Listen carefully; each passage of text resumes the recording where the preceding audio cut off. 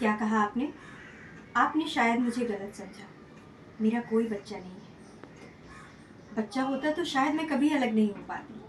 आपने अक्सर देखा होगा कि पति और पत्नी के बीच में प्यार ना भी हो, तब भी वो बच्चे के खातिर एक दूसरे के साथ जुड़े रहते हैं। लेकिन मेरे साथ कभी कोई ऐसी रुकावट नहीं रही। इस लिहाज से मैं बहुत सुखी हूँ। अगर सुख का मतलब है कि हम अपने अकेलेपन को खुद चुन सकें, लेकिन चुनना एक बात है और उसके आदी होना बिल्कुल दूसरी बात। शाम में जब धूप ढलने लगती है तो मैं अपने कमरे में चली जाती हूँ, लेकिन वहाँ जाने से पहले थोड़ी देर उस पब में ज़रूर बैठती हूँ जहाँ वो मेरा इंतज़ार करता था। आपको पता है उस पब का नाम क्या है? पूना पार्क। जी हाँ, कहते हैं जब नेपोलियन पहली बार इस शहर में आया तो उसी पब में बैठा था। तभी सब मुझे पता नहीं था। जब उसने मुझे कहा कि हम पब के बाहर मिलेंगे तो मैं सारी शाम शहर के उस सिरे पर खड़ी रही जहाँ नेपोलियन घोड़े पर बैठा है।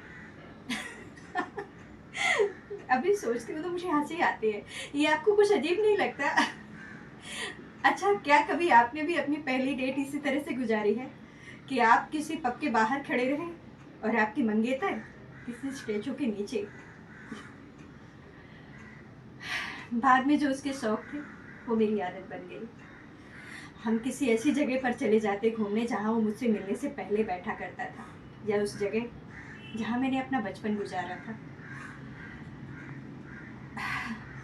कितनी अजीब बात है ना कि जब हम किसी को बहुत चाहने लगते हैं तो न केवल उसके वर्तमान में रहना चाहते हैं बल्कि उसके अतीत को भी निगल जाना चाहते हैं।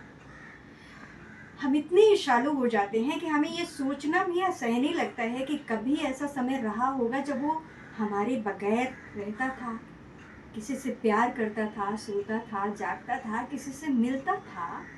फिर अगर किसी इंसान के साथ हम कुछ साल गुजार दें तो ये कहना भी असंभव हो जाता है कि कौन सी आदत हमारी अपनी है और कौन सी आदत हमने उससे चुराई है।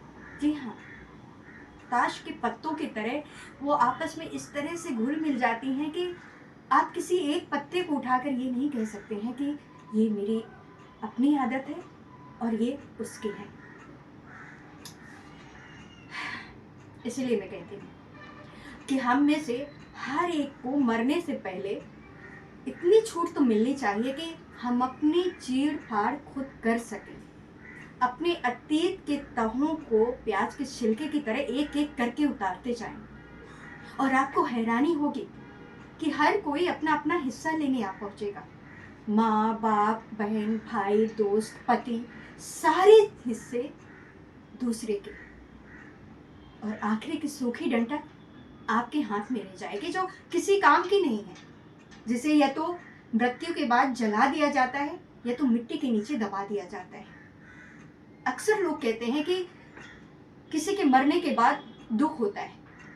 नहीं जी, ये दुख नहीं है, ये एक स्वार्थ है। जब कोई हमें छोड़ के चला जाता है तो वो अकेला नहीं जाता है, वो अपने साथ पूरी एक दुनिया लेकर जाता है, जिससे वो प्यार करता था, जिसके साथ वो रहता था, जिससे झगड़ता था।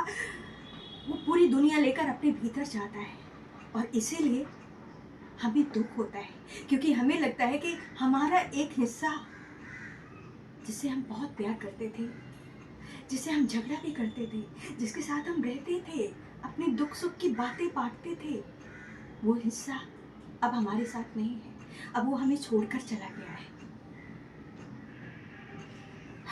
हम इंसान भी ना बहुत स्वार्थी हैं, अपने मतलब के लिए किसी को इतने हद तक चाहते हैं और जिस दिन हमारा मतलब निकल जाता है ना, बस उस दूध में पड़े हुए मक्खी की तरह उसे निकाल के चुपचाप फेंक देते हैं।